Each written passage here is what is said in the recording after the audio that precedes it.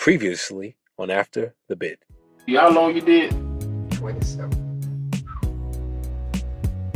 I'm 28. You said it's gonna be hard. Why you say it's gonna be hard in free work for individuals? Why you say it's gonna be It's hard? hard to end. It's a controlled environment.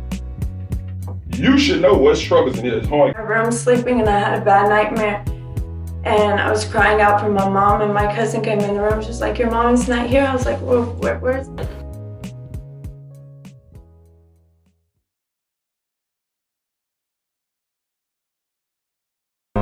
If you can have a second chance at life, would you finally get things right? Would you do all that it takes to undo all the past mistakes? Would you take the time to learn everything that you never knew? Would you do all the things that you never had courage to do? There are many things in my life that I would like to change. I have a lot of regrets and mistakes that I've made.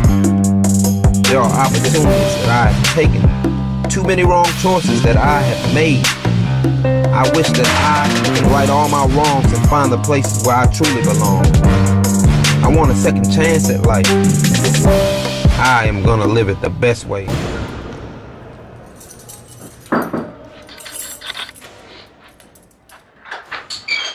Hey, what's up, man? How's it going, bro?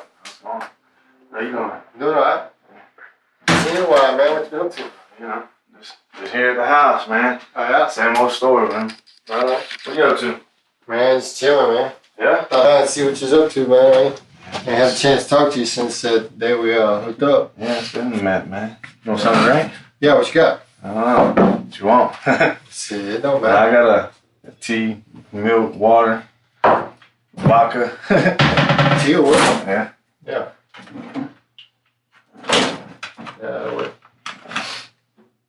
So what's up, man? You been working or what? Yeah. Yeah. Yeah, simply that's all I do is work, man. We had a New Year's Day off, Christmas Day off, but other than that, yeah, that's every day, man. Going to school, same old shit, man. What you doing in school? Yeah, so I've been going through that ever since I got out. I'm going through that apprenticeship for pipe fitting. Oh, yeah. Yeah, it's been about 4 years now, dude. So I've been going through that. I go to school twice a week. Man, it's fixing to end finally, dude. It's been 4 years, man. Be another year, I'll be a journeyman finally. Wow. Making decent money. Yeah. When I first got out, I started welding. They started me out at 15. And, What type of welding? I was pipe. Yeah, probably. Yeah. See, really working that job, man, I didn't have any free time on my own. And my passion was to do photography and video. Yeah. And so what I did was, you know, I was doing that on the weekends. You know, I was doing weddings and stuff on the weekends and working, you know, during the week there because I got off early enough most of the time, or I could take off early. Yeah. If I needed to go do a wedding. Yeah. And I kind of took a, you know, step out on a limb, man, you know, hoping that you know, there would be enough work because at the time I wasn't sure that there was to make the same type of money I was making there because, you know, I mean, the sky was the limit, you know. Bird in the hand, yeah. two in the bush. Yeah, but, you know, I wouldn't want to be welding all the time, man, either, you know what I mean? Because it's a hot, dirty job, man, you know. It's a lot of hours on your feet. So anyways, as soon as I had quit and did the photography full time, this editing job came available. And so it was like, you know, now I'm not just doing the weekends, but during the week I edit, and on the weekends I do weddings and videos and stuff like that. So I mean, it was definitely a step up. Are you self-employed? Well, I'm a freelance photographer and videographer, and really just recently, man, I started my own company called Shutter to Shutter. Actually, from February to probably June, it's booming. It's when it's real hot out that it kind of slows down a little bit. It's kind of weird. I didn't think about that. Yeah, I guess you're right. Because a lot of weddings are held outside. Houston's humid too. Yeah, man, for real. Yeah. You dating? Well, for a long time, man, I really hadn't. You know, I've been looking for somebody, and just kind of waiting on, you know, the right woman to come along. You know, and I've been busy focusing on getting myself straight and everything. You know, but you know, trying to make sure you have your shit together. Before you get off into something. Yeah, I met this chick, man. I think there's some problems there. Oh yeah. Yeah. You got potential. Yeah, I think so. Yeah. I Let me meet her one day. Yeah, definitely. I mean, she's kind of tied up in this rocky relationship with somebody, and it's really, it's kind of, I don't see it lasting, Yeah, but, that relationship. Yeah, and, we're just real tight friends right now, and, Nothing wrong with that. I'd like to see it progress into something else, Yeah, nothing wrong with hopefully, that. see. But other than that, man, it's been pretty good, man. Just staying focused, I'm trying to do everything I'd have to do for the state, to make sure I don't go back. What type of role are you on? You on like? Well, they have me on intense intense supervision. You have a monitor? No, I didn't have a monitor. No, I didn't have. I was blessed not to have a monitor. I really thought, and the whole time, I for sure, because everybody that had done as much time as I did came out with a monitor, And so I was expecting it. Man, the whole time I'm sitting there, and he's going over the guidelines and stuff. There's a box with a GPS monitor in it. I'm just waiting for him to say, "Hey, strap this on." They tell you that you're gonna be on monitor when you got out. They don't tell you until you get out that day. They told me I was gonna be on monitor. Oh, really? Yeah. And when I got out, they didn't give me one. Yeah, I didn't know. Well, my brother, he's on one. Yeah. He's been on like 5 months now. They just put me on minimum supervision, so I just go in. How long you been out now? I'm working on just a little over 6 months. No shit. Yeah. 6 months. Man. Yeah. That ain't much time. No, it ain't, man. But man, I've got a car. Started my own business. That's true. Hit the ground running. Yeah. I ain't trying to stop. I got to make it up, dude. Coming up next on After the Beat. Tell you he gonna punch you in the face, he gonna punch you in the face. If you tell you he gonna holler at this guard, he gonna holler at this guard. And if you tell you he gonna be there, he gonna be there. So that's the kind of friends that I like.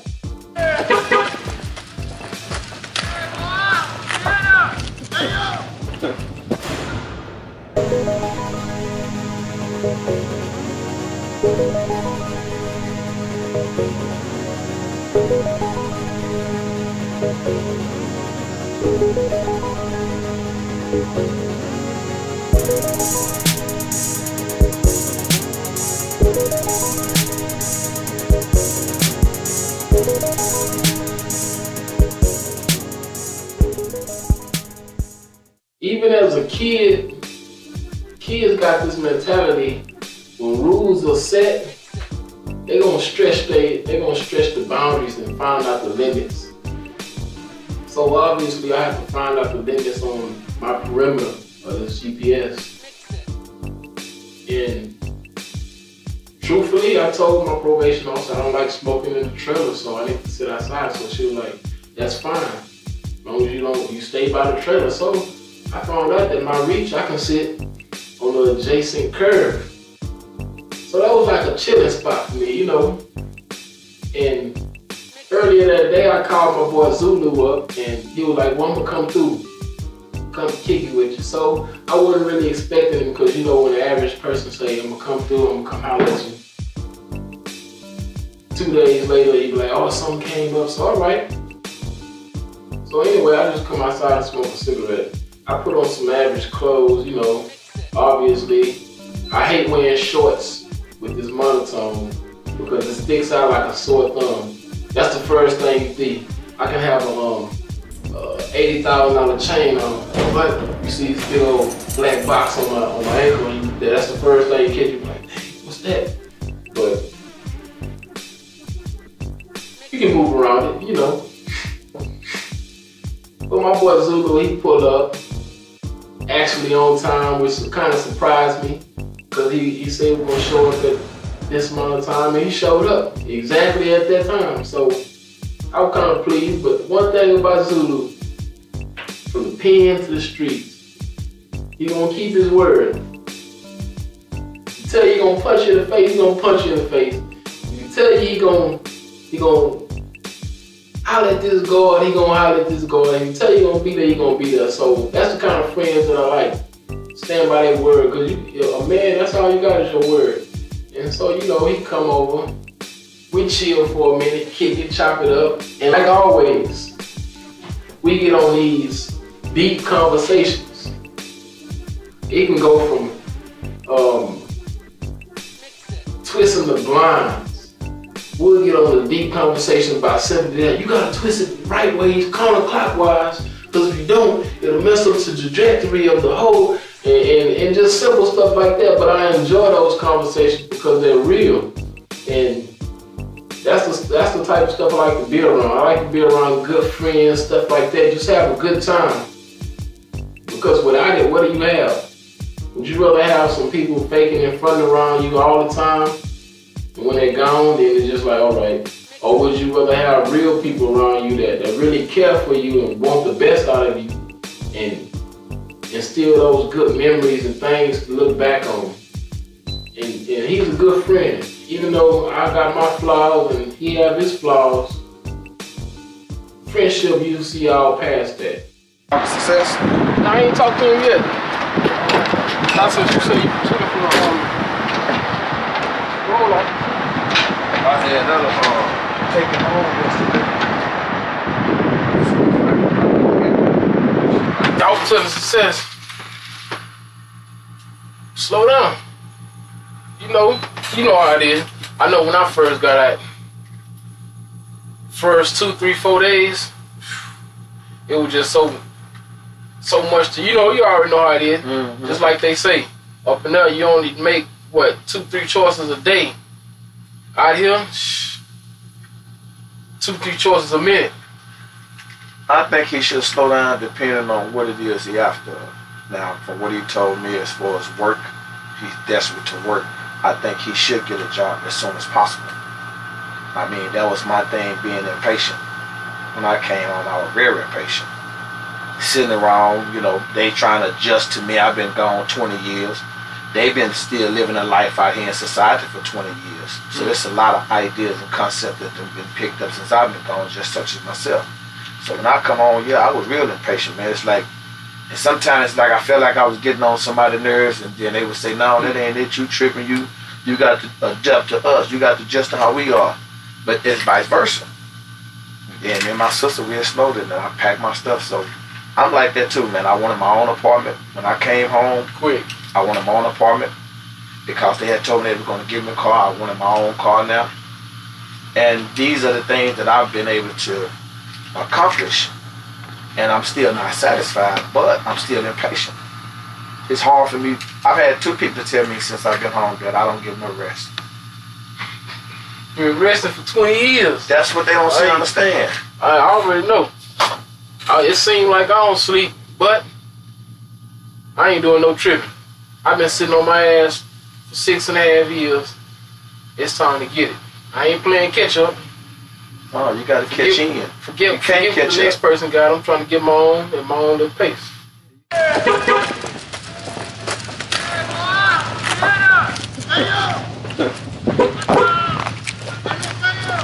My transition, getting out, it was amazing. It was really amazing. I think I enjoyed that experience. When I was getting out, you can hear a lot of people shout my name, hollering. A lot of hugs, a lot of love from the officers. But however, I think I didn't want to say it then, I really didn't. I really didn't want to express that then, but I almost wanted to cry. It was close. Because it was so many people coming up to me, hugging me, hey, take care, man. I just didn't know I impacted so many people's lives. I really did. Being over Toastmasters and other few programs, I didn't really know that a lot of people actually had a true, genuine concern for me like that. And so I love that. I really did. Especially when I was leaving out, I was just walking. Getting an opportunity to embrace some of that freedom, just walking towards the car. My mentor, when we got out, Justin has, even when I was in his car, I really felt, I guess you could say appreciated at that point, because I began to realize that Justin was a potential item of support that I had and the people that I was leaving while incarcerated. And that's another thing that I talk about so much.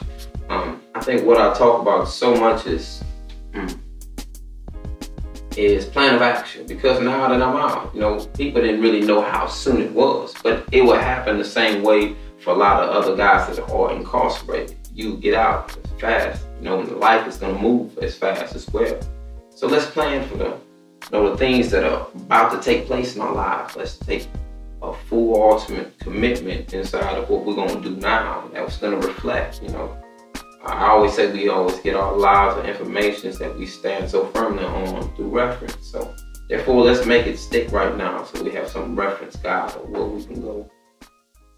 Coming up next on After the Bid. Got my BA and stuff. Yeah, BBA. And I was going on with it, but I knew that wasn't really gonna help me get a job. Shit, I thought it was gonna help me get a job. Success follow with a prince. I don't get off parole until like 2098, so. Are you serious? Yeah. That's right around the corner. Yeah, it's right there. But, like my parole officer said, I do, 10, 15 years, man, without any problems. I can put in for a time cut, and possibly get that deducted, yeah. Yeah, I'm gonna try to get my convictions, what is that? I can't think of the word. Not annulled, but expunged. Yeah, I'm gonna try to get my rights back, dude. I can't get a job at McDonald's right now if I wasn't doing what I'm doing, so. Yeah, something's gotta be done. Yeah, that's the thing about, and that was, when I was in prison, I was looking out, because I went to college and got my BA and stuff. Yeah, BBA. And I was going on with it, but I knew that wasn't really gonna help me get a job. Shit, I thought it was gonna help me get a job. And I'm talking to this old cat, they've been welding, on the pipelines for 20 years. And every day he's telling me about welding, and the more he's talking, the more questions I'm asking, the more I was really wired up to get out and weld, right? Yeah. And so he's like, yeah, man, you need to learn, you go take one of these vocations. So I put in an application to get into one of the vocations. Yeah. And Stacy Woods, who was over it, had pretty much wrote me back and said, well, look, unless you've got a release date within 2 or 3 years, or you're going home, you can't, there's no point in it. Yeah, and since I had a 99 aggravated sentence, there was no way I was going to get it. So basically, he told me, when the hell freezes over is when you're getting in this program. And so what I did was I took the advice of my friend, and I had a homeboy that worked out in the welding shop, and I had him put a good word in for me. So I went out in the welding shop and just learned hands-on. Yeah. And I worked in the welding shop for about 3 years. And and so when I got out, there was a job like that, and it was good, hindsight now, looking back, that I had enough foresight to go and get an applicable skill to be able to come out and just go right into the working field, I thought at first I was gonna have to go get a TWIC card and all that stuff, which I didn't, because of the job that I got. They weren't out in the field. They do have guys go out in the field. Yeah, they do, especially on a ship job. Yeah, and if I had got my TWIC card, I would make that much more money, because I'd be out, be more useful to the company, more valuable. So. Yeah, when I got my education, I thought I was golden, man. I thought once I graduated with a bachelor's degree, I'd be, tell me nothing, X on my back or anything, I'd be able to walk in any job. It don't happen. Especially, with a high GPA, and you show somebody what you did. But, man, I couldn't even get a job at McDonald's, man. Don't make a difference for shit. It makes me a hell of an employee, It's definitely, makes you smart. It's definitely elevated my mind to the business and economics that goes into a business. Things of that nature, but dude, it does not get you a job. It does not get you a job. Good stuff. I don't regret it though. Even still, No, I don't either. Hell of an opportunity. Except in the U of H's, not the Colon School of Engineering. Oh, really? Yeah, but you got to go either Monday and Wednesday days or Tuesday and Thursday days. But I work. I've got child support. I've got bills. I can't take off. So if I can find somewhere that I can go to nights, and at the same time, if my company, you know, help pay for it. Dude, that's a big thing. Dude. It's like another $60,000, man. So. Yeah. Can't catch up. That's been a proven fact since we've been over here in this country that you ain't gonna catch up. They got 500 years on you. You still trying to play catch up, or you learn how to catch in. That's the art of operation. Catch in. That's what a lot of people don't learn. They don't learn the art of operation. That book we read, Unlimited Power. Yeah. I got that boy sitting on there. Unlimited Power, same thing. Same thing as what he was explaining in that book there. If you control your thoughts, you control your action. If you control your action, you control your destination. Same thing. So, I mean, I feel like he should go ahead on to get a job, because being there, success is he's young. He got locked up at 16. He got certified at 17. He's 27 now. He was a baby going in prison. But success was kind of like spoon-fed when he was coming up. And it's a lot of resentment that he still go through. That he's not willing to tap into himself and deal with his personal problem that he have. The relationship with his father can be a part of that skeleton. And he don't have the mindset on how to deal with rejection. You know, not really satisfying his father. He's kind of like in a situation Barack grew up in. If you read the book on Barack Obama, his father traveled the world educating himself. He was eager to learn all customary ways. Success father was like that too. Success father was a prince. Success them had, they came to America, they had big money. And he was spoiled.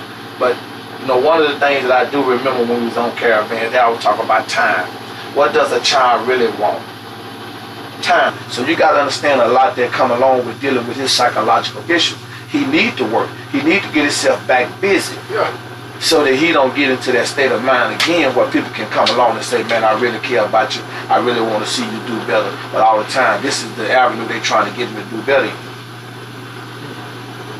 So I tell him, yeah, rush, get your job, but know your purpose behind getting the job. Don't make the job be your sole thing of trying to ease yourself from being around the house, or, you know, getting lazy, or getting to the point of where now you're thinking other thoughts. Use your job as a stepping stone. Ain't you looking for another job? I'm gonna get another. Coming up next on After the Bit. You know, you can now identify me as a person, you know, just like we both are, and be rid of that connotation that prison, you know, throws on you, you know, the shackles of you being much less than a man.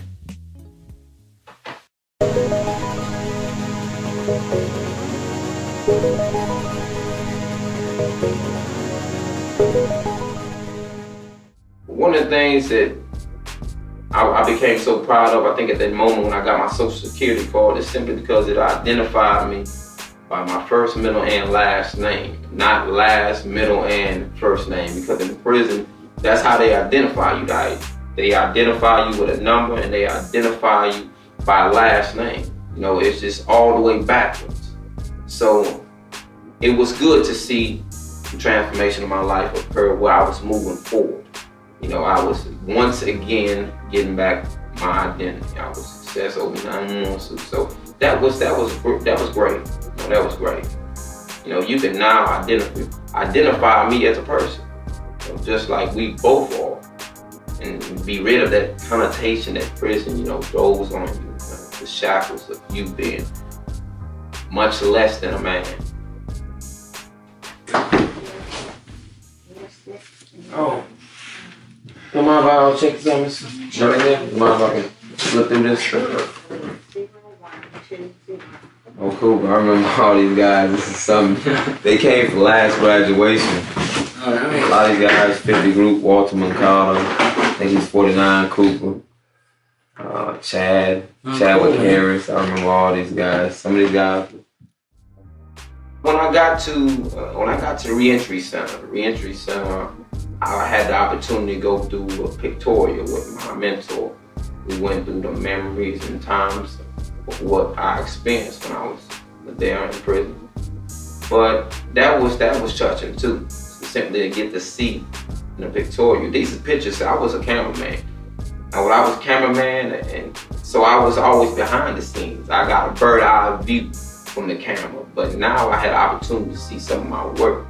Now I got to stand in front of the camera and see it for myself.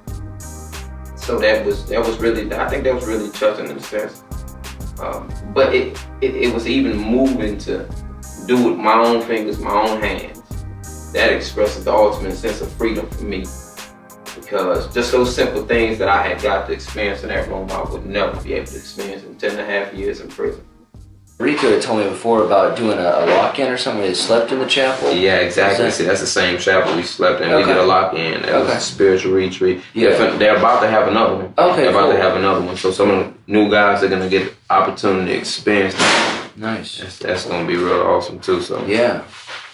And then is it a guest preacher come and preach then, or who? It's guest preachers, you know. Oh, okay, you know, so it's so many of them. Yeah. You know, it's probably Nice. about 10 different preachers that deliver the gospel of Jesus Christ, and then they go into a lot of personal discussions, intimacy, relationships, you know, and stuff like that. You know, and it's really down to earth. It's almost like a Kairos experience, but you're being fed with the spiritual word rather than just food and the spiritual world. Yeah. You know, so it was a good experience. I'll tell you that. It's like I had a camera and I was in this location. Where's the location? Let me see if I can point it out to you. I had the Canon camera when I was filming, and I was like somewhere in this location here. Matter of fact, I was right here. Okay. Somewhere in this location here, and I had a table and I was filming. And man, I don't know what everybody else was experiencing when they were going through praise and worship, but just capturing that on that film, it seemed like I had a bird eye view, and that experience, being able to see that from that view, it was man, it was life changing. Yeah, I will always awesome. remember that. Yeah. On the next episode of After the Bit. I guess this almost like lockdown now. You know, I got some dead time on my hands. You know, so I can't really do too much. I'll just go ahead and start reading some of these books. Yeah, I kind of got involved with Cassie there for a while. Oh, wait. What's this? What? A hickey? From Tyler? That's how you feel? You don't want to kiss and make up?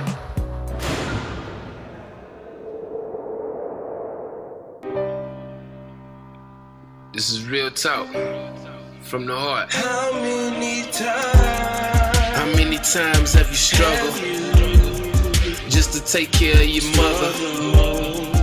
And your sister doing bad like your brother, just to stay above the water, you hustle. How many times have you missed sleep?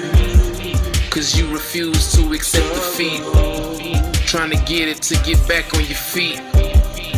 Keep pushing, never let your knees buckle. I got my feet on the ground, in my head in the sky. And just to get around, I feel I got